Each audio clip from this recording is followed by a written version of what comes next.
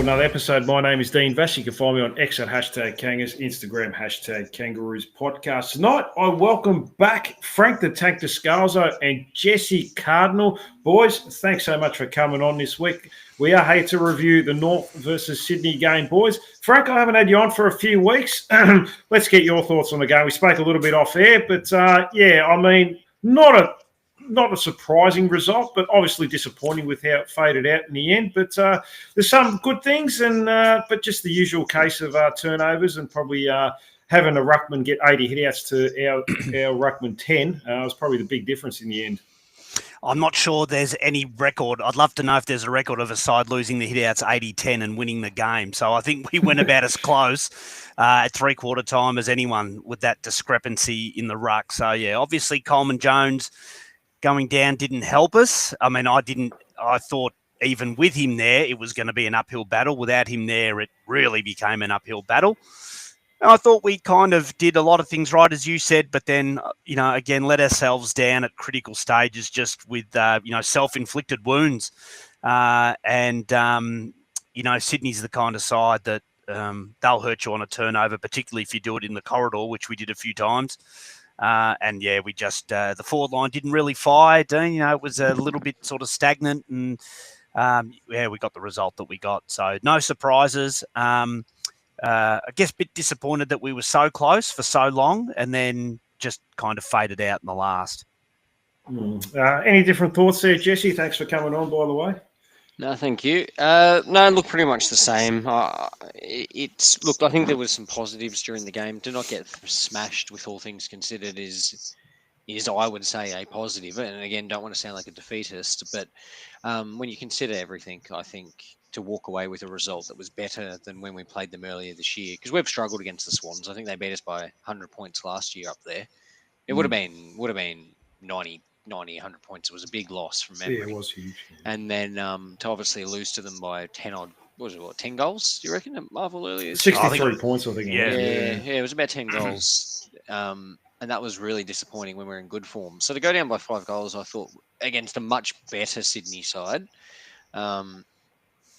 was frustrating, but it wasn't the worst loss we've had this year by any means. Now, it is going to be frustrating. I think being this far, I think the most disappointing thing for me and the most frustrating thing is if you asked me, and I've said this a few times this year, what game style we have, what is our game style, how do we want to play? I don't know what to tell you. I'm still to see a defined game style. I think that's the most frustrating part for me, that what's going to kill us week by week is watching Richmond, who have fast-tracked. I understand they've got 6 premiership players in their team. I understand that they're actually an older team and a more experienced team than us on the weekend. So they've fast-tracked it by virtue of the fact that they went all in on a super draft. They had talent in the list that they let go to get points to be able to go big in a super draft last year. We're able to bring in some really, really good talent. And then on top of that, they've got, bona fide premiership stars who are showing real leadership and don't hack the ball and just, turn it over for fun. So, I mean, you can see what they're trying to do. I tipped West Coast. I thought it was going to be a lot closer. They absolutely annihilated them. A completely different weight class. West Coast are pitiful. I actually feel sorry for them because they're in the same boat that we are with less hope. They've got less kids. They've got less of everything than we have. I mean, what did we get over them by? A goal? We shouldn't have even won that game. All thing, I think really. It was 9 points or 10 points in the end. Yeah. So. Yeah, they kicked about 35 behind. So, yeah. They're in a pretty bad state. But right now, we've got Richmond in a few weeks' time. If they were to finish, I understand that at the end of the day, they've got our pick and they're going to end up with the bottom 4 pick anyway. But if they were to finish equal or above us, something is very wrong with our football club. There's lots to unpack there, Jesse, and we will definitely talk about that tonight. Now, Frank, Jesse mentioned game style, and he doesn't know which style we're trying to play at the moment. It's been hyper aggressive there for a few weeks, and then we're going back to defensive, and then next week, who knows what it might be. Whereas Richmond seems like simple. It's a high press. It's teaching the basics, trying to play a fast sort of and develop their players. I don't know which way we're going to play each week. Do you think Alistair Clarkson is using this year as a development year? Maybe. All right, we're going to learn the attacking side. We're going to learn the defensive side. Next year, we're going to have more balanced approach. Or are you concerned that maybe he's just being reactive, depending on how we go each week? Yeah, well, the game style does seem to change during the game itself, Dean. Like we saw how we froze against Carlton after, the first quarter was sort of slow, second and third, hyper aggressive, super pressure, fast moving, and then we froze in the last. So, there doesn't seem to be any really. I'm a bit like Jesse. I don't really see a set plan. It's almost like we go out there and dip our toes in the water and then go from there. If the opposition are doing this, then we'll do that.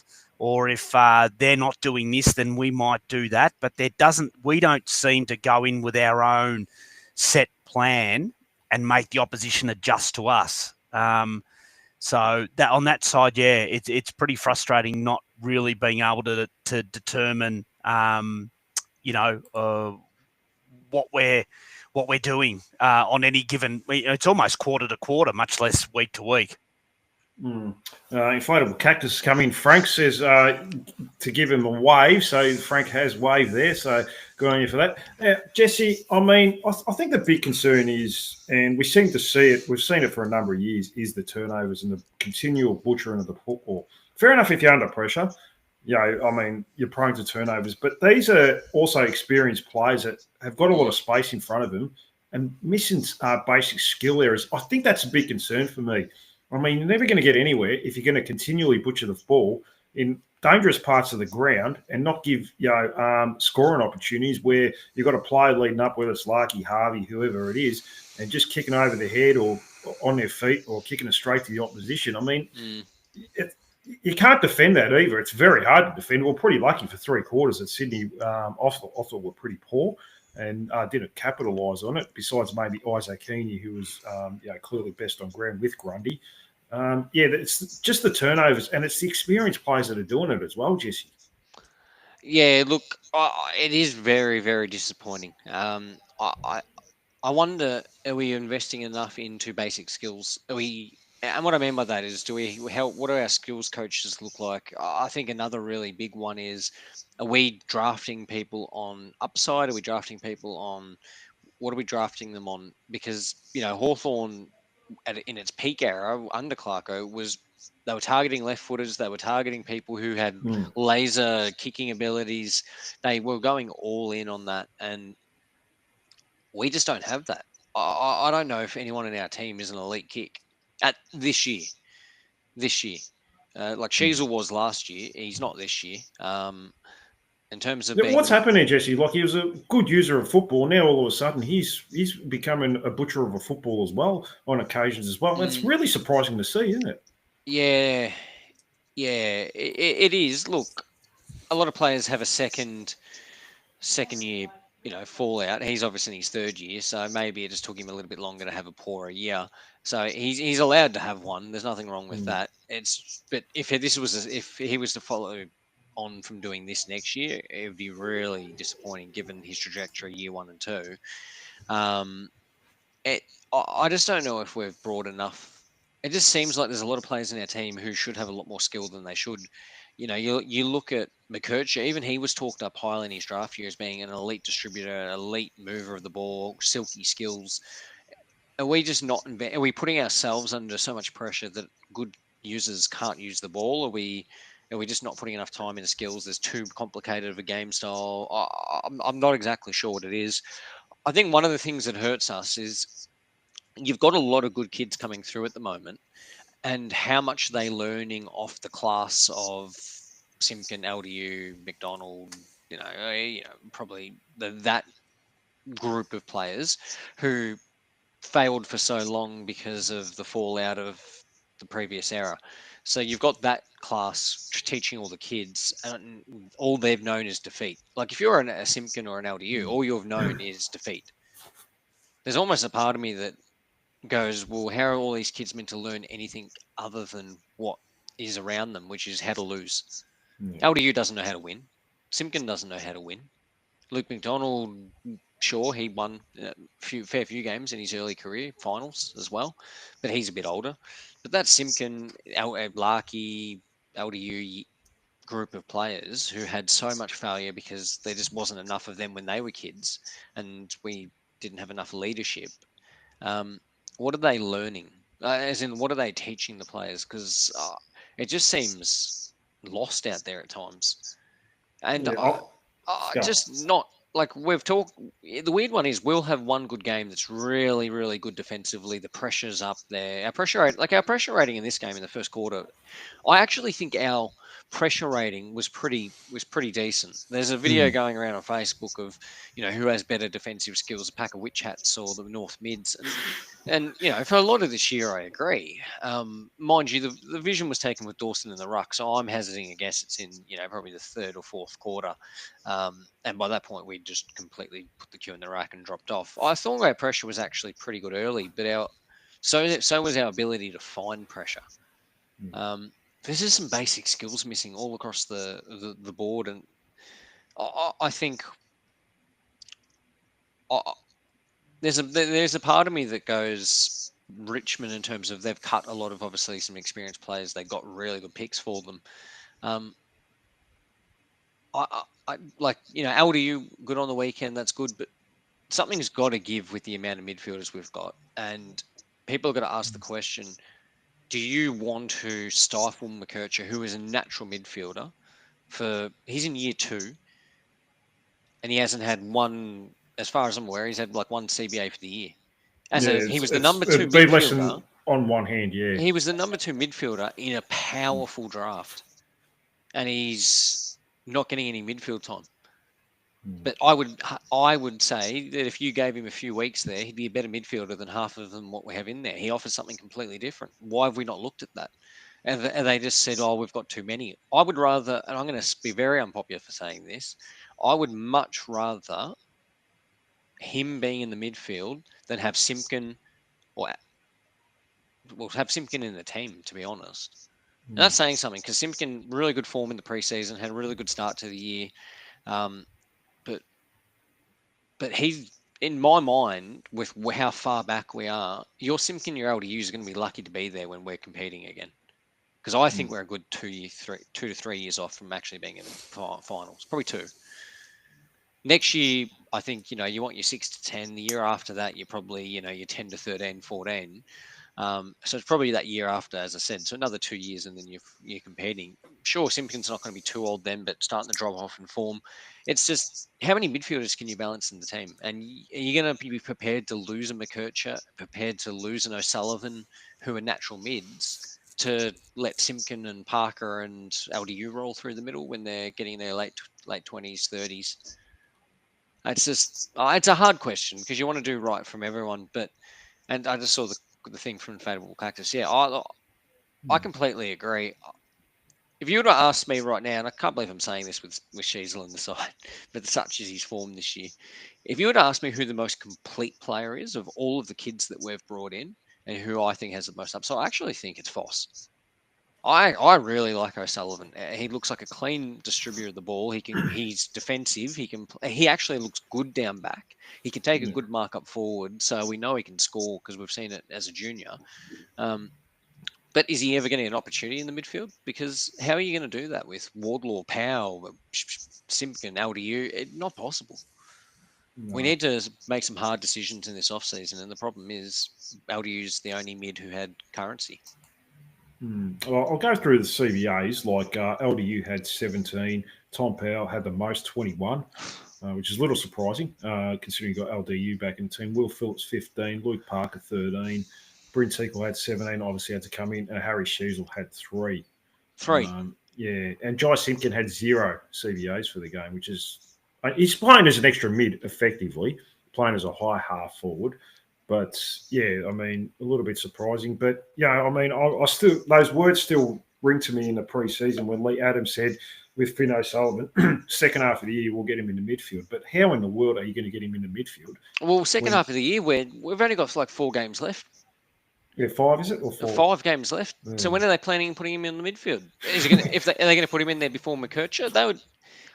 Something's wrong. Something like on the weekend, Richmond's game, they had random players going in there. They chuck like Steely Green and stuff in there for a 1 cent centre bounce. So they try things. They throw every kid in there to see what they can do.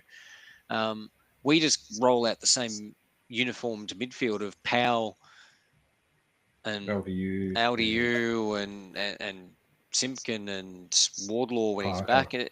And it's lacking something, that midfield. It's just lacking something. It doesn't have something in there that we need, that bursting out. I'd be putting McKercher in the midfield and getting him to develop as a midfielder, because he was number 2 in an elite draft. He was considered the best midfielder in that draft.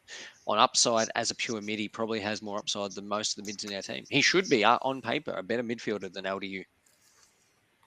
You're probably right there. He does have that line bursting speed. Where do you sit with it, Frank? Like, I mean, we're talking about McKercher. Might as well stick with him. He's gone back to halfback flank and has given us some good drive there, getting 20 plus possession, getting meters gained. He is prone to the odd turnover. We have seen that, but you wouldn't be a North Melbourne player if he didn't turn it over. Where do you see his long-term future? Do you still see him as that rebound defender? Because it's going to be hard to squeeze him in if you're going to have Powell, LDU, Wardlaw possibly in the future, and a number of others coming through as well. I think it might be Dean based maybe a bit, on his size. Maybe they feel that another pre-season to sort of fill out a bit more and sort of have that ability not to get pushed off the ball as easily.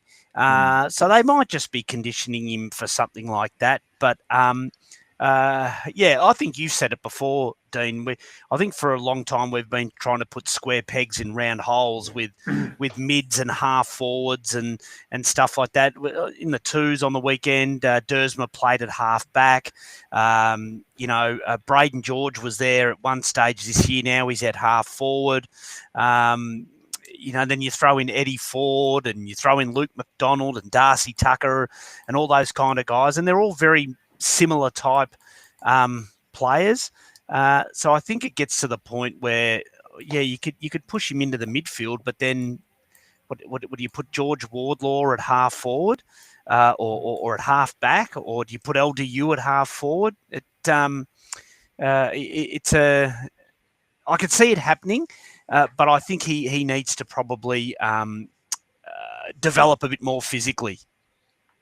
No, that's fair enough. I think you've mentioned it before, Jesse. It seems like if you can't play in a certain position in our team, which is like half forward or midfield, the default seems to be to go back to the back line. We've done it with Dersma. We seem to do it we've done it with Eddie Ford in the reserves. We seem to do it with a lot of players. It's just it doesn't seem to be, and I hate to go on a tangent here, but with the recruiting, there doesn't seem to be a method. Except for let's just draft the best available. No, there's not. Rawlings is incompetent. I think that's the only way of putting it. If he was in any other job, or if he was at West Coast. Yeah, sure. But look where they are at the moment. I think he's part of the downfall, I think. So, I mean, if he was in a corporate role somewhere else, he would have been fired years ago. He is purely incompetent. You got to look at it. We brought him in to do all this role. We realised he couldn't do the role, and we gave the role to Viney. So he's there as a token right now. Here's the old North bloke sitting in there. Like, he must be embarrassed to be at that football club. Like, he can't get up in the morning and look himself in the eye and go, I'm doing a good job. Well, put it this way, Jess. If we closed the lights at the end of the home and away season and said we're not coming back next year, would he get a job at another club? No. That's a good way of putting it. Absolutely. No chance. No. He'd go to a club with a resume and go, hey, I've taken this club to 6 bottom 2 finishes in a row. I'm your man. Yeah. No. He is closely ending up in Cam Joyce territory for me. And as I've said multiple times on here, Cam Joyce is my most despised person in the entire world. He's ending up in that territory. His drafting has been nothing short of appalling. He was meant to be the football manager until he got fired from that role, and they gave it to Viney, and got made head of, what is his role now? Head of recruitment? List management. List manager. He can't recruit. He can't list manage. I mean, the first point of call was in the Noble era when he brought in people with spreadsheets to do the list management. Yeah, And the only picks that they've really landed was Sheasel. I'm taking his down year this year, but Sheasel's a tick. O'Sullivan, I think, will be a tick. I've got no problem with O'Sullivan. I have no problem with McKercher. So, but they're all like, we're talking about top 4 picks here. Yeah. Yeah, Like, it's pretty anyone hard to can get. do that, Jesse. Yeah, Yeah, well, then you take Cal Ledesma, Toomey picked our draft those years. Yeah. I mean, it's pretty hard to get a. I understand the Dersma, I understand Phillips, but sure, everyone gets the odd one wrong. But we've had a lot, so you get more wrong. But we've got Sheasel's a tick, Sullivan and McKercher for me are ticks, and what in his remit. While he's not there anymore, probably Jason Horne-Francis. I mean, they're the only ones that we've drafted as top-end draft picks who are going to be really, really good players, probably superstar level players. Other than that, what's he nailed? Paul Curtis in the second round. Yeah, that's good. Yep. I'll give you a tick there.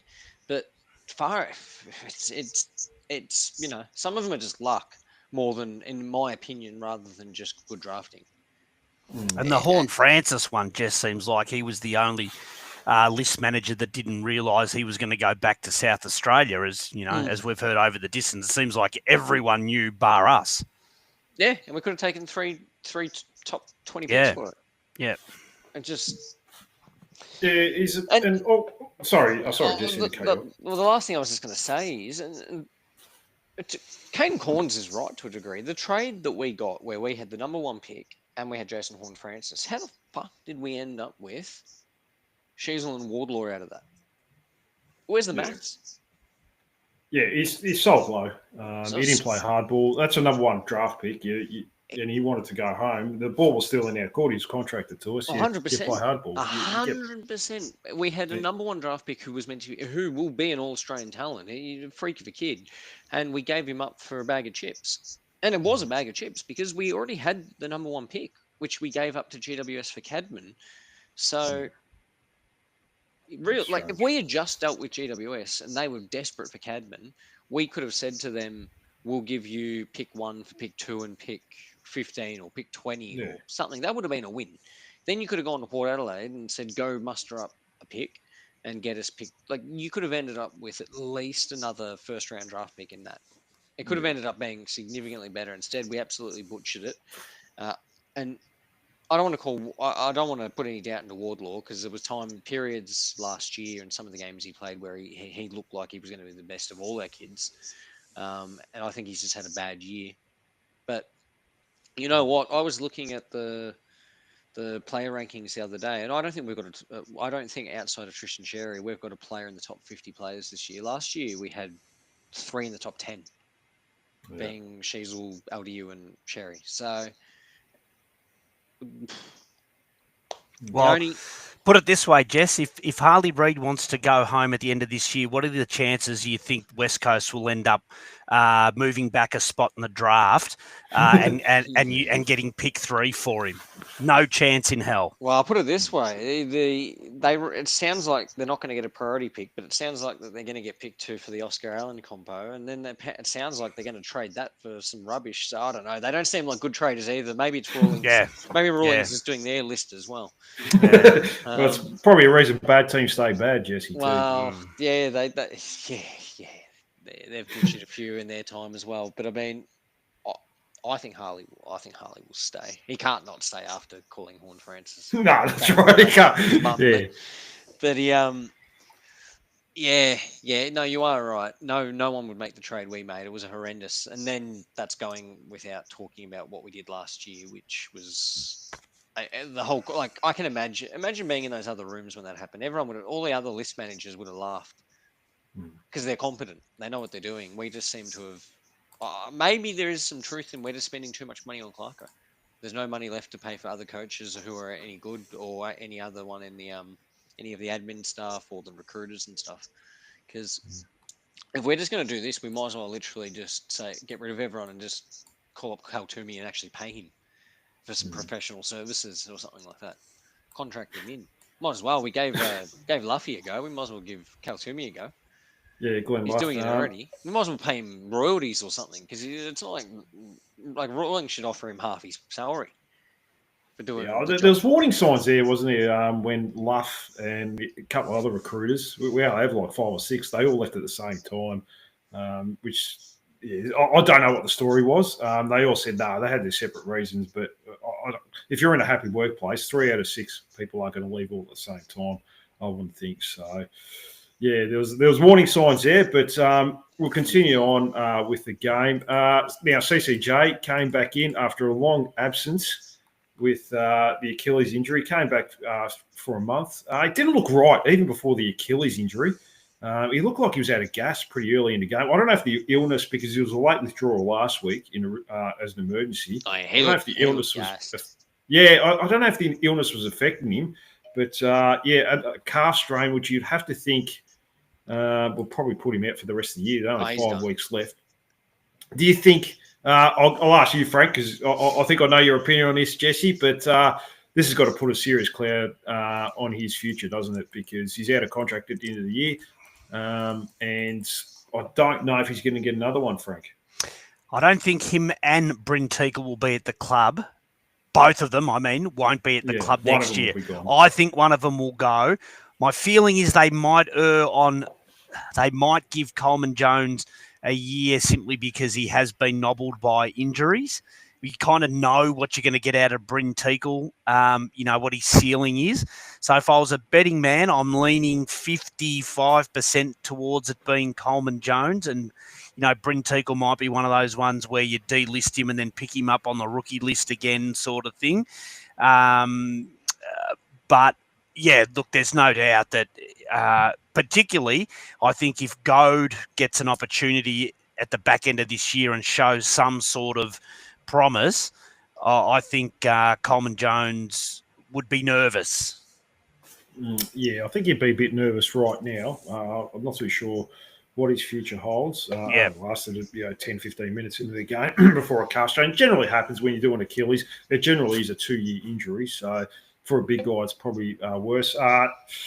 Jesse, you're probably thinking he's in a bit of trouble. Bryn Teagle, I'll talk about his game. 17 possessions, 15 CBAs, 6 tackles, but 5 headouts from 77 ruck contests. That's not great going against Brody Grundy, and you've seen the effects he had in the last quarter. He really broke the dam open, doing his headouts to advantage were outstanding. Got him a few goals himself, Grundy, but there's a little bit to like there with Teagle, but like with Frank, we know what his ceiling is. Yeah. Both boys are 26. I mean, one of them you probably have to think he's going to get delisted. It's just which one is it? Well, you can't keep both on the list. 100% you can't keep both on the list. The only thing about CCJ is he I don't know if he can kick a football, but I say he's got more forward craft. I reckon Teagle's kicked more goals at his time at the club than CCJ has, even with injury. That's actually not a bad shout. Teagle, I can remember kicking goals. He's probably kicked more in his career than CCJ's kicked in his career, to be honest. But in all honesty, I think if we did delist him, I think he'd get picked up by someone else as a rookie, at a minimum. Someone will pick him up and take a punt on him, and then he'll probably become the next Wayne Carey. But it's just not working at our club. That all said, I do agree. I'd probably keep him on for a year over a Teagle, just because of the roof of Teagle. That all said, I don't think Goad will be ready for another 12 months. He might have, but last year we didn't even think he was going to make it as a player because he was getting 1 disposal a game. At least he's getting 7 or 8 now, and had 47 hitouts. I think that's the main thing. It's less about the disposals. Someone made a really good point the other day. I was reading a thread, and they said the only problem they have with him is when he's rucking in the VFL, he tries to ruck very body on body, muscle out the opponent, when he's meant to be more of that Luke Jackson, mobile, run with the ball type. And there were some questions whether or not his coach, which obviously is Monkhorst, is teaching him like he teaches Tristan, for example, which is very bodying out the opposition, as opposed to him So there's a little bit, should we be teaching him that method? Because he gives away a few free kicks in the VFL for his ruck style. And I think it's just because he's not suited to doing a physical ruck style as opposed to more of an agile one. But I mean, look, that was just someone's perspective. I thought it was interesting. It was worth a shout out. But yeah, look, he's come a long way. I still think he's probably 12 months away from competing. If we rolled him out this weekend, I know Clarko mentioned it, he'll make Reece Stanley look like Dean Cox. Yeah, well, more than likely. But look, you did. Yeah, you did. You did mention it in the post press That conference. scares me. Yeah, I don't think he's ready. Surely they can't roll him and Teagle out. Like, that's two genuine ruckmen. Like, none of them will do. Either will do nothing up forward. It's just, yeah, it's just Bit not ready strange. not ready yet in my mind. I wouldn't be going there just yet. I wouldn't mind. I think, with his trajectory though, he could surprise me next year. But I think he's at least one more year off in terms of body size and just getting that forward craft right, which there's nothing wrong with as a young ruckman. He's got. I think you can see there's talent there. Yeah, look, he's very good below his knees. Very mobile. He's still got a long way to go. He's a bit clumsy, a bit overzealous on occasions. Gives away some stupid free kicks. He's still got a long way to learn the game. But he's developed quite well in the last 12 months. It was good to see. Yeah, we'll definitely talk about the reserves pretty soon. Frank, Zach Banch on debut, not the greatest debut. Only 2 touches, came on as a sub early, but I guess it's 2 more touches than Nick Larkey on his debut. Yeah, and to be fair, I don't think anyone really, lit it up on that forward line throughout the game. It seemed, we fell back into the sort of the slow ball movement, and nobody really kind of shone. Yeah, disappointing for the boy. I would have liked for him to at least hit the scoreboard, and know that he could kick goals at senior level. I'd be interested to see what happens with him this week.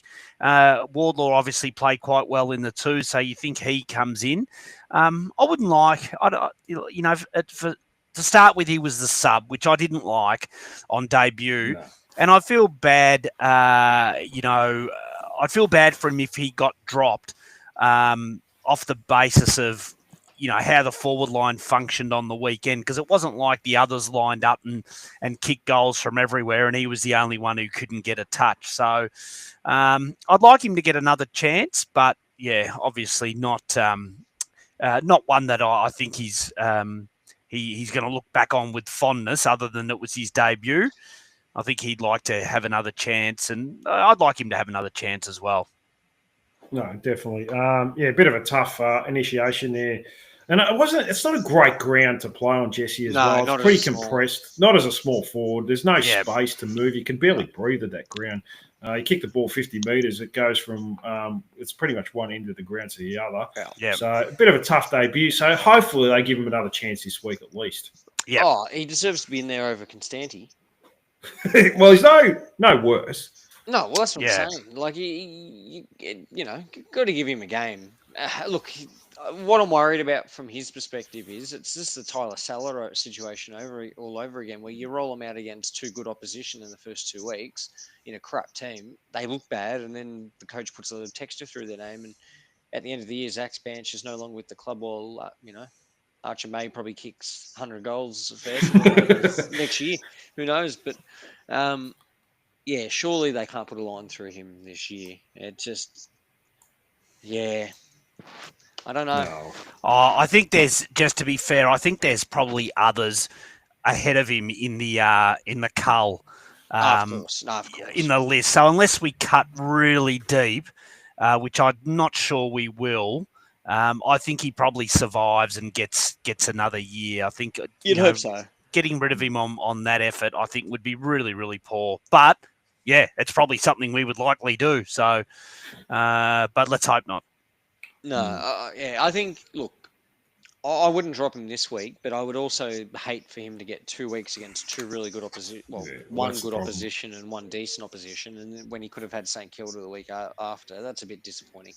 Yeah, I know you can't pick and choose when you bring your kids in, but especially in a struggling team. But you don't want to be bringing them in against, in some of these games, it's just obvious one for them to not play in. But look, I wouldn't be dropping him this week. He wouldn't be my biggest concern. There's other players in that team who should be culled before him. Yeah, I definitely agree with that. Frank, it's actually good to see, and I think this should be the method going for the rest of the year. Some players that not just out of contract, but have got a lot to play for, something to prove for the rest of the year. You've seen Breen Teakle come in, have an influence. Cooper Harvey last couple of weeks, really having an influence. Riley Harlan, as soon as he got that opportunity, really having an influence. I like giving these kids an opportunity because I think that's all we've got for the rest of the year. I don't want to see Luke Parker in for 25 CBAs per game. I don't think that's developing anything. I know Will Phillips won't be at the club, probably most likely won't be at the club next year. But So is there a point playing him in the team if they've already? Can I ask a question? And we know what I think about Will Phillips. You know, I like him. If they as a coaching group do not think he will be there next year, as in they've almost 99% put a line through him, what's the point of him being in the team over a player who they do think will be there? It was probably just team balance with the LDU and Wardlaw being out. I think he was the next eligible sort of mid, mature-bodied mid that was available. But yeah, you're right, Jesse. I think as much as we all wanted him to have a breakout game and do that sort of like Andrew Swallow did all those years ago, sort of come out of the reserves and find his feet, and the following year he's captain sort of thing. But I mean, try as we might, the guy is mid-paced. He's not overly creative with his kicking. He tackles a lot, but I think he's very one-dimensional, and I think he's someone described him as an icing player, and we just don't have any cupcakes. Right, so he'd be he's the kind of guy that in a good team, I think we have a lot of icing in our team. He's the kind of guy I think in a really good team could be a really good role player. But we need more than role players, unfortunately, and he probably just doesn't bring enough to the table. No, well, it's obviously just not working at North. So it's look, it's pretty obvious we're going to move him on. I just wouldn't. I just get it. Just cut it this week. Just take him out, put Wardlaw in, and just be done with it. Well, I think that'll probably happen. I think Jesse, even if we offered him a deal, I don't think he should take it anyway. I don't think. Oh no, God! If I was advising him, I wouldn't take it. Yeah. Otherwise, you get left with any Ford situation like last year. You have another 12 months, and then you get left in no man's land, and you don't even know if you're going to have a football club next year. So I think he's got to do it for his best interest. To be honest, 100%. I think he does. I think Jesse and Dean, if ever an AFL player is going to come out and go like they do in the NRL and say, I'm moving next year, I think Will Phillips would be well within his rights to go, look, I'm going to play out the year here, but I'm not going to be here next year, because I think he's done everything he can to try and establish himself, and whether it's our development or his game style or what it is, it's just not going to work at North. And so it's time for him to go and try and see if he can fit in somewhere else. He'll get a role somewhere else. Yeah, I think he will too. I just wouldn't play him in there's just too many midfielders in the team, and I completely agree. Why would you want to see? Why do we want to see Parker roll out for 25? 25. I don't see the point to it, Jesse. I really don't. I do in a game where we're getting beaten up. Physically beaten up. It looks like we're going to lose by 100 points. I got no issue rolling him out in those situations, but he should definitely not be in every CBA, and he shouldn't be in every CBA with LDU and older players. Powell. Yeah, like even with Powell, I was looking at him earlier. I don't think he's improved on last year. I know a lot of people are saying he has, but statistically, there's not a drastic improvement on last year. In some areas, he's actually gone backwards, and I don't think, again, I don't want to be critical of Powell, but I actually think the reason that he was better last year is because he got other roles. It wasn't just your only role in the team as a midfielder.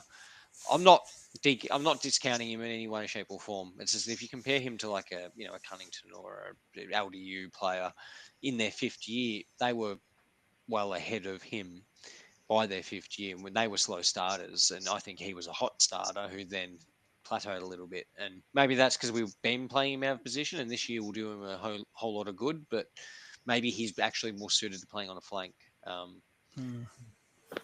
Well, And it I've might be that icing on the cake that Frank's talking another about there, icing. well, Jesse. just on him, boys. I don't know if you guys feel the same, but I feel that even though he's getting statistically more of the ball, he doesn't seem as creative as he was No. in the first couple of years.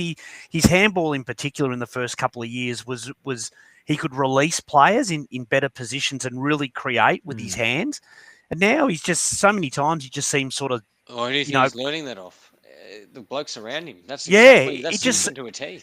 yeah, he just seems to slam it onto the boot from a centre clearance, and he kicks an inside-out barrel, and you go, I don't think he was doing that in his first couple of years. He really he looked for a sort of like a creative option, and now it's just meters gained. He just slams it onto the boot and hopes for the best. So I think he looks more creative on the outside than he does the inside. I think we should be swapping him onto a wing.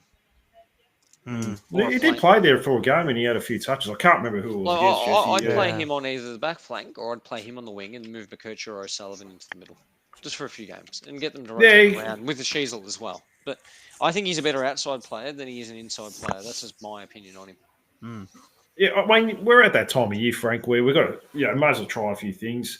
I mentioned before, like some players are getting an opportunity out of contract and they look hungry, which is really good to see. Like Brent Sequel, look, like he's playing like it was his last game. Riley Hardman's come into the team after 7 or 8 weeks, and he's really found a role on a half-back flank. Cooper Harvey's looking dangerous inside the forward 50. It's good to see these players get an opportunity. I want to see more of it, Frank, for the rest of the year. Yeah, absolutely, Dean. I think, creating that hunger at the reserves level is a big part, I think, in your ability to improve when nobody, thinks they're safe or doesn't feel safe outside of a handful, of course.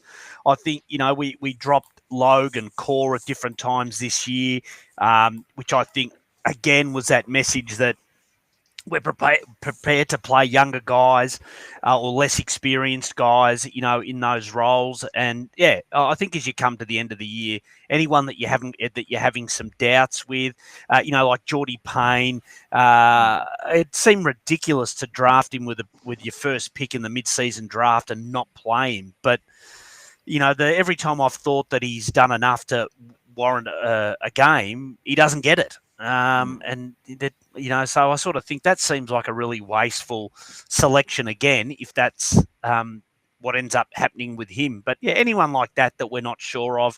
The Sherry suspension was, really unfortunate and something I'd rather hadn't happened.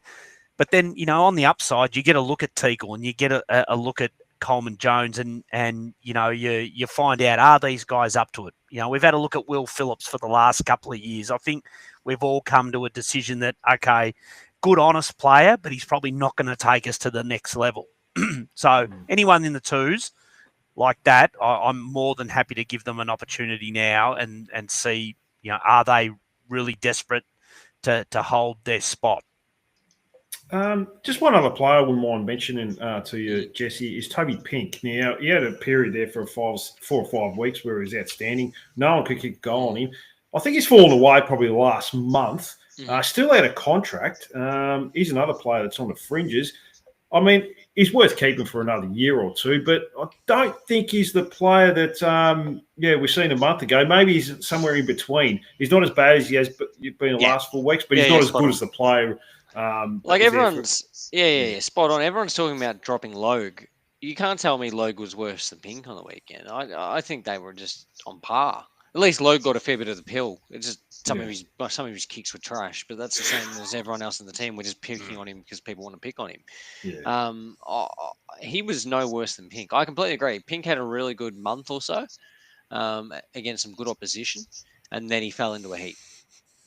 He copped 5 goals against Melksham the week before. He copped. Yeah. Who was it? Geelong. No, not Geelong. Bulldogs. Hawthorn. Gunston. Hawthorn. Yeah, Gunston. Yeah. Bulldogs. Who did he play on? I think he was okay against the Bulldogs. It was more Gunston. He cops 5 or 6 or something like that. Yeah. I think that Hawks game ruined a lot of our defenders. It just set them back a bit. But But then he played a game on Curnow and kept him. Although Curnow wasn't in great form, maybe that's got more to do with other players that made him look better. I agree. I would keep him on the list, but I don't think he's the long-term solution. Like if I'm looking at my ideal backline for this week,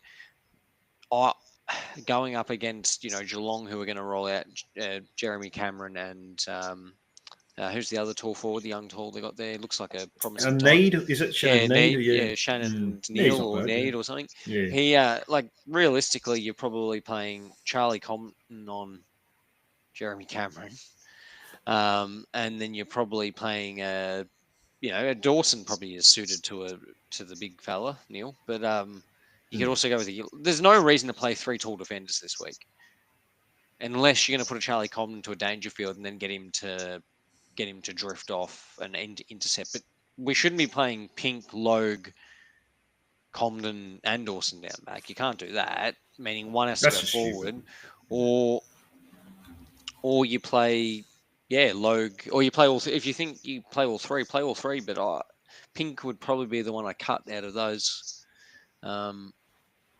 Yeah.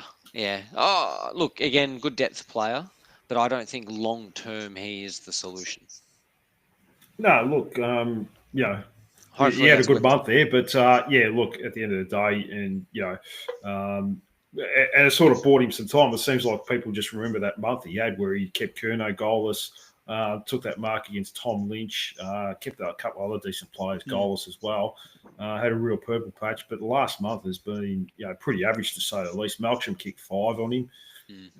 Jack Gunston kicked the career high that game, and there's been a couple other games where he hasn't been fantastic. So you've got to keep a fresh perspective. Like you sort of said, we seem to bash Griffin Logue every chance we get. He wasn't the worst defender on the weekend, so I mean, sometimes he was actually rated as one of our top 3 players on the ground. I'm pretty sure. that's how well we played, but no, he didn't do too bad in the end. So he wasn't terrible. I thought he was okay defensively, and I thought he was okay in the air.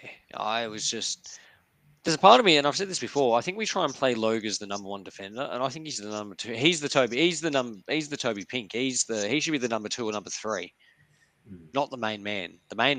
We don't have the main man down there.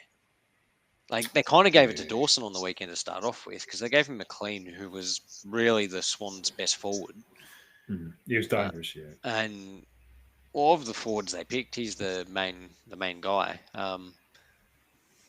Which I don't mind for his development. No, I don't mind that either. But I think we ask a lot of Logue because he's undersized. Yeah, he is a bit. Well, I mean, he needs to lose probably a little bit of weight, but from a height perspective, he is undersized. He'd be 196 at most. I don't think he's that tall. I'm pretty sure he's probably about 191, 192. Well, then he shouldn't be playing as the fullback. No. Look, we've got a lot of square pegs we're trying to fit into round holes at the moment. Well, trade them. Get rid of them, delist them. Yeah, problem is they're on big contracts and they're not going to... You can't afford to pay... Yeah, but then you're paying $1.5 million for the next 2 years to Griffin Logue. You're using up the salary cap anyway. I'm not getting rid of Griffin Logue. I'm just saying don't play him as the number 1 defender. Play him as the number 2 or 3. Go get yourself a number 1 defender. Or if you think one of the other guys can be a number 1 defender, turn them into that.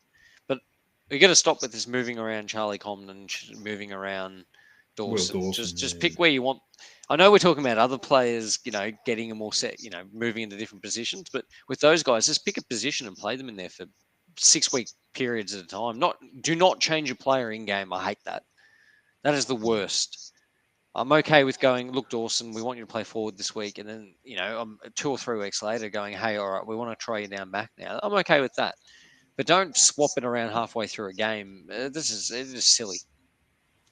Well, it seems to change. He seems to change not only during the game, but every week. We don't know which position Will Dawson is playing. I don't think that's... Look, Frank, before we finish and we move forward, with Will Dawson, I don't think this helps the development of a player if he's not learned one skill. Generally, when you develop a player, you teach them one skill, and then you can develop them in other areas. Like, or if they don't develop that skill, then you try them down back. Yeah, that's right. Darcy Moore was a classic example. Tried him as a forward after a couple of years. It didn't quite work. We'll try him as an intercepting defender. He's one of the best in the competition. Or something to that degree. But at the moment, it's just like every week. I'll put him forward. No, halfway through the game, no, put him back. It seems to be like in case of emergency, break glass and move him forward. Or like on the weekend, he ended up in the ruck at one stage, which you're right. I don't think that does a lot for your development. You could do that when he's played 50 games or 60 games and he's established himself. Kind of thing, and he's got the tempo of the game and the body to be able to do that, and probably even the mentality to be able to quickly switch from an offensive mindset to defensive. But I think in his fifth game or something, or sixth game, I think to throw him into three positions that the back line wasn't working. He'd had a couple of goals kicked on him, so you think his confidence wasn't great. They moved him into the forward line where that wasn't working at all as a collective. And then the worst spot where we were getting absolutely torn to pieces was in the ruck. And so then they threw him in there. So I don't know what he possibly, unless he was all of a sudden going to take Brodie Grundy to the cleaners in the ruck, I didn't see what he would possibly get out of that time there. So didn't make a lot of sense to me. No, it didn't. And we did mention a big positive out of the game was Finn O'Sullivan, who seems to be growing week by week as well. Jesse, you've sort of mentioned earlier that he's going to be a very good player for this football club, and we all see it. And he's probably got the highest ceiling out of all of our young kids at the moment, and that's counting Colin McKercher at the moment. So we'll move forward. Now, the coach's message, won't go too much into this, but Jesse, I mean, when we first got him, Clarkson, we thought he was going to save the club. Are you still confident that are you confident that he can be the man? There's got to be doubts now that he can be the man to turn this around. He seems to be saying the same message. Last week, we just lacked a bit of polish against a very average Melbourne team. We shouldn't be lacking polish against them. It's hard to know if the hunger's still there. I mean, no one knows that besides him at the end of the day. And it's hard to know if you can lead a football club. Now, Damien Barrett, I don't agree with everything he says. I don't agree with much of what he says. But the last 5 years in his AFL coaching career, his last 2 years at Hawthorn weren't great. And his first 3 years here haven't been fantastic, albeit he's had distractions that have come up. And that's been out of his control. But 3 years is 3 years, Jesse. I would have expected a little bit more out of this. I know we still might get 6.5 wins, but I don't know. We're still getting these these sort of same messages, and he seems to be just sort of, well, once these players get to 60, 80, 100 games, we'll get there. Yeah. Look, I think every single North supporter at this stage has to admit that it's a bit of a worry. Yeah. I mean, even our dear mate Mark, who was probably. I think he's turned on him a little bit. Yeah, I think even Mark's realised, or at least come around to the fact that this is starting to become a real worry now. Look, there is a part of my mind that looks back to Mick Moldhouse at Carlton and sees that was just an absolute circus, and then they had 2 more coaches after that, and. Because I think then they went to who'd they have? They had Brendan Bolton. They had someone else. They had David Teague. David. Oh my God! Yeah, they had David Teague. Then they had Brendan. There's their Rhys Shaw and their David Noble, and then now they got Vossi in, and he won't see out the year. No, yeah.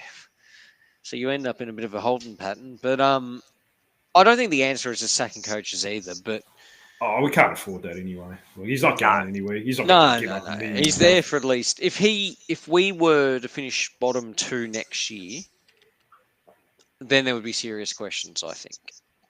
Yeah. Well, the way I look at it, Dean, also is at the time that we needed a coach, he was easily the best available. Oh. So.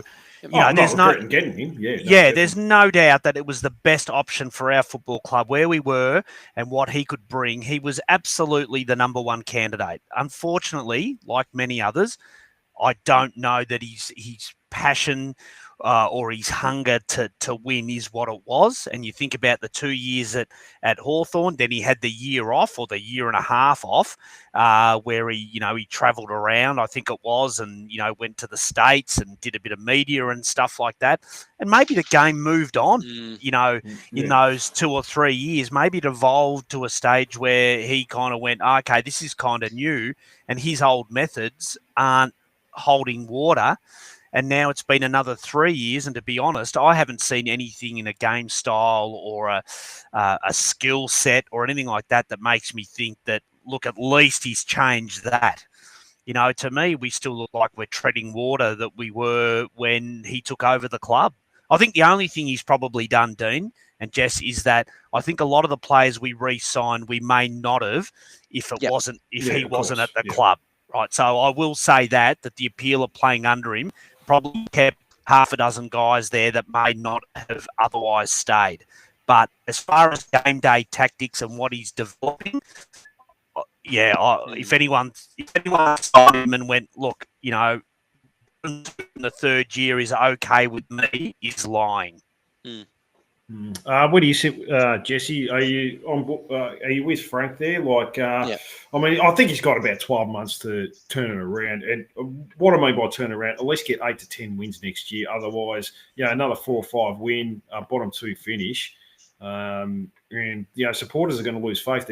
They're on their edge right now. Some supporters have lost probably faith in him. And I'll put it this way. I'm sure that I don't mean this, but I'm sure this is illogical speaking. I was talking to my wife about this the other day. I'm seriously considering whether or not I could get my kids once my first born this year to go for North Melbourne. I've lost my kids, so don't worry, Jesse. I know that sounds like terrible. That sounds like a terrible thing to say, especially being in a small club who absolutely relies on that. But there is a part of me that goes, well, unless you see a way out of it, why would you put someone through that? Now, my parents didn't force the club on me. My mum went for North Melbourne. My dad went for Brisbane. I made the wrong choice. That's what it is. I mean, I was young in the 90s. I vaguely remember 96, but I mean, I remember 99, sure.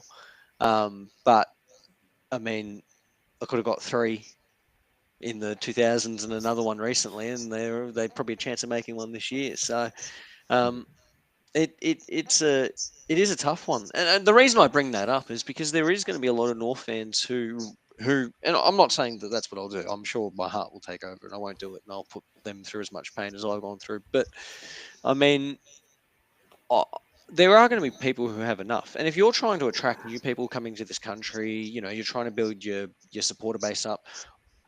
I'm probably in the minority of people who, from a logical sense, I don't think this competition works with the amount of clubs that it's got. I actually do subscribe to that I think you stretch the talent pool too small for the population we have. And I don't think it works with having 10 clubs in Melbourne. I just think there's too many clubs in Melbourne. But, that's me talking logically from a business perspective. If you would, but obviously I say that also knowing that we would be the first ones on the chopping block. And we would be. It wouldn't be St Kilda and the Dogs. It would be us and then them in terms of who's on the chopping block. So it's the reason I'm saying it is because you have the only way out of this in terms of building supporter base, locking in the long-term survival of this football club is getting out of it with form. We have to get out of it. Because if we don't, like Frank said earlier, we're not going to attract players to the club. We're not going to build a membership base. We're going to have, less than 20,000 games. It's going to be, it's not going to get better. It's going to get worse. And we'll get to a point where, and I know a lot of North fans probably don't see this, but it's going to go to a point where we're going to be a Fitzroy situation. Well, it's probably lucky we weren't doing this 20 years ago. Otherwise, we would be. Oh, we'd be dead. We would have gone to Gold Coast, 100%. We're lucky that Danny Laidley had a good culture at the football club and got us into finals, got us into prelim finals, and so forth. That's pretty much the only reason it saved us. Whereas it's a different era now. I know we're out of debt and all that sort of thing, but at the end of the day, we don't have a long-term plan either. We're out of debt, but we're still getting money from the AFL. Yeah. Like the AFL still gives us money, so it's all good to say we're out of debt. But if the government gives me money to pay my house off, have I really? I'm using that from a have I earned it perspective in terms of if the AFL's bailing me out of my debt, it's a bit rich to come out and say, look at us, we're out of debt. Well, no, the AFL gave you the money to be out of debt. It's not the same thing as I have gone and built this football club, built our supporter base, built in that sense. It's a little bit rich. No, it definitely is. I mean, are you concerned, Frank, that Richmond have gone ahead of us on the ladder after beating West Coast? Are you worried that we are behind them, even though they've started their rebuild 5 years after we did? Any concerns there that they might be ahead of us, or is it just at the moment? Yeah, no, not really, Dean. I mean, that's just, they've still got enough experience there to get them through. You look at their best players on the weekend, and they were largely, experienced, very senior footballers. That midfield. I mean, they've still got Taranto, Hopper, and Prestia in there. That's that's a good midfield. Nankervis, Nankervis. So they've still got there's still plenty of talent there. Yeah, they've got a young list and stuff like that. So I don't really think that they've gone past us in any meaningful way. They're ahead of us on the ladder at the moment. But yeah, I'm not too concerned about that. I'm more concerned, I guess, that I still think we've probably got more talent on the list, but we're playing inferior football. And by a fair stretch, because I watch a fair bit of Richmond. I've got a few close Richmond friends, and their desire and will to hunt the ball is just so far ahead of the effort that we put in on game day. It's just miles apart. Even when they lose, they're fun to watch. Even when they lose, you can see that they don't lose. They don't die trying. No. Yeah, their absolute determination to make it a contest is commendable. Like, we laugh at that at the Richmond Essendon game, but that was brought about basically by probably a less talented side, just not letting up on the pressure on Essendon, and you got what you got. Whereas we rarely bring that effort outside of a 20-minute burst here and a 20-minute burst there. We don't have the hunger that they have. So their game plan is far ahead of ours. I think if you look at successful models over the last few years, so if you look at Brisbane, they didn't win with yes, they have tall forwards, but that wasn't outside of Joe Danaher, that wasn't what won them a grand final. Collingwood, Richmond, before that, they played. If you use them as an example, because Collingwood and Richmond played near identical brand of football. Richmond's was slightly more manic, but even Collingwood on the weekend, I think you would have seen it all coming out where, like, Sidebottom's doing a tackle on someone with his knee up, and the whole idea is they want to tackle someone, but allow them to get the handball out and entice them to, because they want the ball to continuously move. Yep. That's brilliance. That's absolute. You're thinking ahead. That's proactive. Yeah, you're thinking ahead of the rest of the competition in terms of. But the game style they play is manic. I don't think Richmond were the best team the 3 years that they won a grand final. I don't think they were the most skilled team in any of those 3 years. But they were the best team purely because they have the best game style. They had a game style that meant that you could be less skilled at winning, as in you'd be less skilled individually. Yes, you have Dusty, but you could win with players who were probably B grade players, and get away with it, because yes, you had some good talent, but they played manic. It was just always manic, move the ball at almost chaos ball football at times, and then your good players can shine, and you take away the skill gap between some of your B grade players. And Collingwood does that to a big T, but they play very mobile ways of football, and very mobile forward lines. Neither of them would you go. I mean, they had Lynch, sure, but neither of them did you go. And they had Jack Revolt, which was fantastic. But it was their small forwards pressure that meant that the ball got retained in there. Yes, you had two elite forwards, but Collingwood doesn't have two elite forwards. I don't even know who Collingwood's forward line is. They change it from week to week. This year, Elliott's been fantastic. The year that they won the grand final, Milechek's pretty good, but they don't have an elite forward line. None of them are. I wouldn't say any of their tools are Nick Larkey quality. No, they're good solid players. They're good solid players, but they won a grand final. They're probably the best team this year. They're resting a few players at the moment. They've got a couple of injuries, but I still think that they're probably the best team. They just seem to play a more modern brand of football, and it's more manic. And that's what I like about Richmond this year. It's just very manic. It's just get the ball. It takes away from the skill gap a little bit, but it also, I think a big part of it is game style, and a big part of it is they've got, like Frank said, a bunch of core leaders in the team who are teaching them that you need to hunt. We have LDU again, and I'm going to go back to it. We've got players in the team who mean well, they care about the football club, but they don't know how to win. And I don't, and I think that they don't. They just they make mistakes, and then the rest of the team makes mistakes. And I think it outside of like Parker, he smashes in. He tries to win the contest. At least I'll give him that he does try and be manic. But there's a lot of lazy footballers in our football club. Yeah, that's been probably a common problem for a while, Mia. Like very lazy. We've had some poor standards with some players. There's no doubt about that. And that's why I don't like what we're doing about going so tall as a forward line. I just don't think it works for us. There's not a lot of teams in the competition who are rolling 3 tall forwards around at any given time. And if they are, one of them's generally mobile. Gold Coast got smacked on the weekend, sure, but they generally play 3 tall forwards, but one's pretty mobile. King is, most of them are mobile-ish, and they're supplemented by Smalls. And then you look at probably the other 2 tall forward lines being Fremantle, but Patrick Voss is pretty agile for his height. And Tracy is a fantastic contested mark. GWS has Jesse Hogan, who's a freak. So, and Cadman, who's come up and coming. I just don't think it works in our team going so tall. I think we need to go more agile. I've been looking at how we would do that. I just think we need to play a smaller, more manic brand of football. I don't like our game style. No, I mean, you sort of mentioned a lot of those teams, and they do have a fearless approach. They're not afraid to take the game on. Especially when they get it, they always look for the overlap. The players are hyper aggressive, and they generally don't turn it over. Well, that's the thing. Like Collingwood's had a massive amount of, they've got injuries, they've got outs, they played a B team, at times this year, but they're always in a game. The only games that they've not been in was GWS at the first game of the year, and Gold Coast. Even then, last week they were playing their C team against Gold Coast, and they came back and almost won.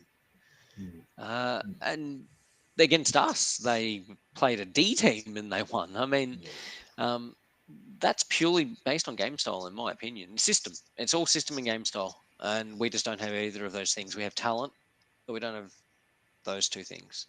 And I think Clarko, you've got to question whether or not he's trying to build a too pure brand of football. And I don't think football is about being pure anymore. Yeah, I mean, he's in a tricky spot. I mean, you are based on wins and losses, but he's trying to develop a team as well. But like we've sort of mentioned, we don't know what his approach is at the moment, whether it's defensive or offensive. It seems to change a lot, and I'm not too sure if he's just trying a few things out till next year, and then he's going to find a more balanced approach. One can only hope anyway, but. We'll see how we go. We'll see how we go over the next 5 weeks. Now, we'll talk about the reserves. They had a disappointing loss over the weekend after being 6 goals up early in the first quarter. They fell away completely, lost by 11 points to Sydney. Probably has dented our finals chances now. I think we're outside the top 10. There is that playing tournament. The big shining light, Frank, was George Wardlaw. 29 touches, 6 tackles, 9 clearances. Frank, his awareness... when there's pressure is a concern with me. He seems to have blinkers on a lot. And there was a play where he was on the run having a shot on goal in the first quarter, and a player to the side of him tackled him, and he had no idea he saw this coming. It's not the first time I've seen him do it. He reminds me a little bit of Justin Kazitsky back in the day. Just no idea what's going on around him. And that guy, if he's a little bit off with that tackle and he hits him in the head, that's another concussion. I like the way he plays, but I also worry about the way he plays, Frank. Yeah, I think he's very much an 80s footballer where that kind of stuff wasn't looked at as closely. But I saw the shot at goal and he got blindsided from the right and got completely cleaned up. And to his credit, he got up. But, yeah, his awareness of what's around him, he really reminds me of one of those like Jack Russells with the ball. He just makes it his sole objective without looking at what's coming at him or around him, and very admirable. But for a guy who's had a few concussions, it's concerning that he doesn't seem to be able to adjust the way he attacks the football, or when he does and doesn't go. And, of course, we don't want players to pick and choose when they go, but I think anybody would forgive George if he took a half step to lay a tackle rather than barge through with his head. And try and get through that. So I did see that myself, and I actually was worried that he may have hurt his legs because his legs sort of got taken out from under him. But that's George. Unless they can change something, I think it's always going to be heart and mouth with him. But look, at least he got through. He had a pretty productive game. Hopefully he gets a chance this week. Jesse, I'm still having sleepless nights about George Wardlaw. I'm still worried about his head. I'm all being a bit too over the top here. I know he's had a few concussions and maybe there's a bit of unluckiness, but I think some of it might be his own undoing as well. And the club seem to, just brush it off. Look, that's the way he plays, which concerns me even a little bit more that they're not really almost taking this a little bit more seriously. Are you concerned about him at all with his head? Yeah, 100%. I think he's one big hit away from putting a line through him. Yeah, and that scares the shit out of me. I completely agree. They need to be doing some serious work with him on his attack on the football, and on his awareness, and on how he just approaches a contest. I think they've also got to look at what they can do to try and make this more manageable. It is manageable. There are players out there who similar types. Like Angus Brayshaw used to get concussions for fun. I know he retired of concussion. I understand that, but he got another 2 or 3 years and a premiership out of his career by putting on a bloody helmet. I know that the evidence doesn't support it to the nth degree, but you got to try something. I actually think that's what he could have gone out as one of those players who just did nothing with their career. A talented player who went out. That helmet and just, I think, some little tweaks to his game style. They used to play. I don't want to say play Wardlaw on the outside because I just don't think he's got the skill sets to play the outside. Brayshaw, they made as a winger, as a flanker. They were able to turn him into an elite player on the outside. I just think we've got to look at every option available because we're one hit away from him ending up in a situation where he is either physically impacted for the rest of his life, but also we lose a number 3 or 4 pick, whatever he was. I will say one thing, boys, being a bit of a connoisseur of the art of boxing, you would have noticed in the Olympics that in the amateurs boxing, they now no longer wear helmets. And the big consensus out of the Boxing Association was when you put a helmet on someone, it gives them that air of invincibility that they don't need to protect their head because they've got a helmet on. So boxing actually went the other way and said the only way, because what they would do is they would come through the amateur ranks, they would have the big helmet on, they wouldn't learn head movement or focus much on defense because they knew they had the helmet. They would then go pro, and because they developed bad habits while wearing the helmet, a lot of them would suffer really bad concussions and knockouts. So the Boxing Association actually went the other way and said these guys need to learn how to defend themselves without the helmet. And so there would be, I reckon, a consensus that if you put a helmet on someone like George Wardlaw, he'd feel even probably more determined to bury his head in, those kind of contested situations, and it might actually be to his detriment. So, and of course, a concussion is the head bouncing, the brain bouncing around in the head. It's not a fail-safe solution.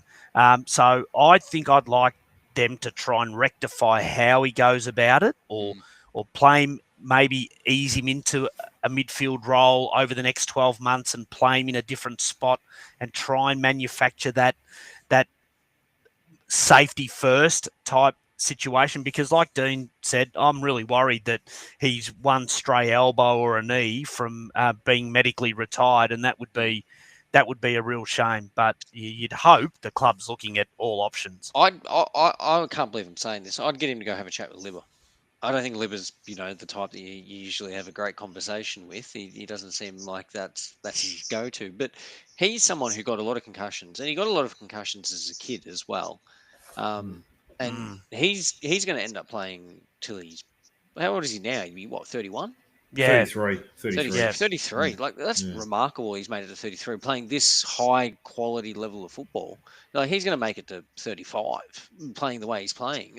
And sure, again, he's one hit away from probably ending up out as well. But I don't think he's ever wore a helmet. No. No. No. I think he would have just adjusted and tweaked his style And it's just little Just a little things. bit. It Yeah. doesn't deduct from his ability. Like, he is a fantastic extractor of the ball. He plays. I admire how he plays. I love how he plays. I love the inside contested ball winners. You know, he reminds me of that Ben. He's very similar to a Ben Cunnington type in terms of how he plays football. And he's someone who suffered. I'd be going and having chats with people like that and just asking him, because they'll talk to you about it. They absolutely. course. AFL players are like that. They'll talk to you about it. But yeah, he did. He does. I agree with Frank. He, more importantly than any protection, is he's got to change his mentality and how he attacks the contest. Absolutely. No, Or it's definitely. irrelevant. You could put a plastic ball around him and he'd still get concussion. It's just got to change the style. Yeah, he's got to tweak a few things, like you sort of mentioned there, Jesse. A couple other players to note: Josh Goda, 19 touches, got a full game in this week, I believe. He was on the bench a few times. Frank, you sort of said you didn't see him first quarter much. I don't think I seen him much in the first quarter. I'm not too sure if they rested him first quarter. Yeah, or not. correct. And I watched the entire first quarter pretty closely, looking particularly for him and George Wardlaw, obviously, and didn't side him at all. And the ball did go to half back a fair bit. The Swans did kick a couple of goals, and we saw the usual suspects down there. Trembath, Dersma played off half back, a few of the others, and didn't see Goda. And I actually thought to myself, I wonder if he's actually playing. And then start of the second quarter, there he was at half back. So I suspect either he might have got a couple of minutes late in the first, or they only brought him on at the start of the second. But from then, he did sort of feature quite prominently. Well, hopefully he gets a couple of full games the next couple of weeks and he can come back into the seniors, because we kind of need that rebound defender, another one to help out. Well, question for you, Dean. So you're always asking questions. You never get one asked of you. Who comes out for him? Oh, it would be one of the tall defenders. We've got how many? We've got about 7 in the team. So yeah, it could be any of them. Pretty much, it could be Will Dawson. It could be Griffin Logue. It could be Toby Pig. Just depends on the week. Yep. But I think he will still at least get another couple of weeks to reserves. Yep. I think there's a train of thought that from people, again, Whipping Boy, that they'd like Caleb Daniel to come out. I have no issue with Caleb Daniel being down there if McKercher is moved into the midfield or into a different role, because you still need a distributor of the ball. Now, Hardiman can do both ways and he distributes, but I've never seen him take a kick out. You need someone to take the kick outs. It is still something that we need someone to do. And I think Goda, you want him playing defensively minded as well. I think it's I agree. I would bring him in for one of the talls and then play him and Hardiman 2 talls, 3 if you need to, because there's a reason to. And then you probably have your attacking half-back defender being Daniel in my mind, because I want McKercher in the midfield. But if not, if they took out, if they're going to play McKercher in the back line, it becomes really tough to fit him, Hardiman, Goda, and Daniel. Yeah, I think a back line with Daniel, McKercher, and O'Sullivan is just too physically immature. Yes. At the moment, you can have one if you're deep talent for your talls. You could probably have 2, but I think you've got 3 guys that aren't either physically, defensively ready or aren't defensively minded, and I think that exposes us a lot on the turnover. So yeah, that's just my thought on the mix down there at the moment. You wouldn't put Zane Dersma in that mix, Jesse? Wow. Playing half back, we've got to go to the default because we've got too many half forwards, so he's got to go to the back line and get they're gonna try something with him. Well, the weird thing was that Willem won, the medal playing off half back, and I wonder whether we just simply went, the brother can do it. Yeah, the brother can do it. Let's put Zane there. Well, they put him to the wing first, which is obviously the older brother's go-to. He is a winger. He was a winger at Port. He's a winger at the Bombers, and I reckon we tried that. Now we've gone. Oh, hang on, the other brother is a backman. Let's put him down back. Yeah. You know the real disaster of this whole scenario. Apparently, Harley Reid broke up with her sister. Oh, really? Well, or she broke up with him. I don't know what the context of it is, but I went and had a look, and looks like there's a few less photos of each other now. So Right. I think they did break up. which is probably why he's not too keen to. I think Essendon all of a sudden feels like they're not in the mix. Well, it's probably going to be hard. Like the ones in Melbourne, the ones in Western Australia most of the time. So it's probably logistically it would be a bit tough. But they're young kids. I mean, that happens a lot anyway. So I don't think it's going to lean one way or the other.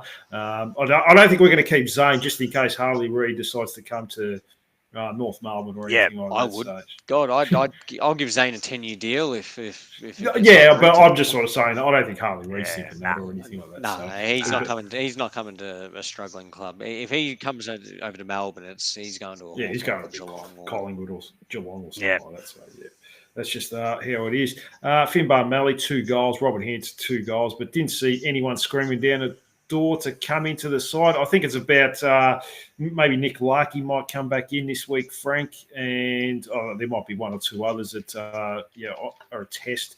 But outside of that, I didn't see anyone screaming down the door to come in. No, I agree, Dean. I think there was some serviceable performances. We looked like millionaires in the first quarter. We looked fantastic. The ball movement and the pressure was outstanding. And then Robbie Fox came out at quarter time for him into the back line, and that was the end. We couldn't get past him. So that was a strange one. But, there was some good serviceable performances, but nothing that really kind of stood out. But I'm sure that couple maybe returning from injury, and that might give us some things to think about come selection. But see what happens. Yeah, I mean, Jesse, we obviously lose CCJ. We don't have Tristan Sherry, so that leaves a spot for a ruckman, whether we just go with Brynn Teakle again and Jack Darling as the backup. I would. We're up against Geelong. They've got bloody Reece Stanley. I can throw my hands around if they want me to go in there. They don't need anyone to advance, but I just think you'd be going to the Wolves a little bit. I'm happy with Brynn Teakle solo rucking, and then Dawson or Darling going in and pinch hitting, or anyone. I don't really care who, but Teakle should be able to beat him in the ruck, or at least draw even. He's not useless. No, that's right. Anyone else, you looking at this week? I mean, Wardlaw might come in for Phillips, especially. I think Wardlaw comes. I'm torn because at the same time, I don't want to say I want to give up on this game, but we've got the Saints next week, and in my mind, as bad, that is still a winnable game for mine. With Tristan out, I wouldn't be going anywhere near playing Larkey this week. If he's 90% fit. Don't risk it. No, it's not worth the risk. We're not going to win anyway. Geelong are in really good form. Just rest it up and go all in against St Kilda. Because I think the problem was we didn't rest players against the Dogs. We got ourselves injured off a 5-day break, and then that's impacted us against Melbourne and the games afterwards. I would be resting anyone who was sore this week and just let Geelong take the win. I know that sounds silly, but it's a good opportunity to try some things, to play some other players and be all in on a game that we can win and build our confidence up in. And I think we can beat St Kilda. I think that's a doable game. But I think we're asking a lot of our players to roll out against one of the top 4 teams in the comp and be competitive when we've got some injured and sore. If anyone has got a niggling injury, I would just try and get them through. So Wardlaw probably comes into the team for mine. Because it's obviously not a fitness problem. It's a concussion problem, like we talked about. Yeah, problem. So probably Wardlaw comes in for mine. I am still Adam. I think Goda you would give a week, but I'd be keen to see him hopefully against St Kilda if he's got the match fitness up, because he has to be in this team. I think the fact that Clarko picked him last year in round 1 against GWS and he's talked about him a few times. He's obviously a player we want in the team. Yeah. Yeah, look, I think, it's going to be tough because I don't know what he's he seems like he's still got his pace with him, but it's always a bit tricky with Achilles injuries. They can, hamper you and they can hurt your career as well. As long as defensively he can do what he needs to do, though, that's another positive one because he was a good defender. Yeah, he reminds me, look, he had that burst of speed. He reminds me a bit of Waddell from Hawthorn. He had that little bit of burst of speed, had athleticism, had a good kick on him as well. There's a lot to like about him, but hopefully that Achilles injury hasn't hampered his pace or anything like that. He has had a few soft tissue injuries this year as well, which generally happens. Achilles injuries are 2-year injuries, effectively.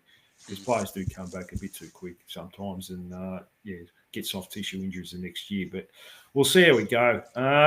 Frank, it's going to be a tough challenge against the Cats this week. Hey, absolutely, Dean. I can't see anything different to what happened against Sydney as far as best case scenario.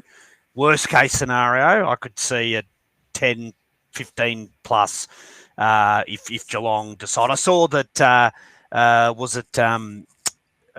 Tom Stewart, I think, got subbed off last week. So, I think Geelong might even themselves go, look, we don't need to play him. We can give him a rest. And so there could be one of those ones where they, cruise to an 8-goal victory, or they could come out in a mood and really, give us a belting. So, look, I'll head in there on Saturday night, but I'm thinking they're at least a 2-goal a quarter better side than us.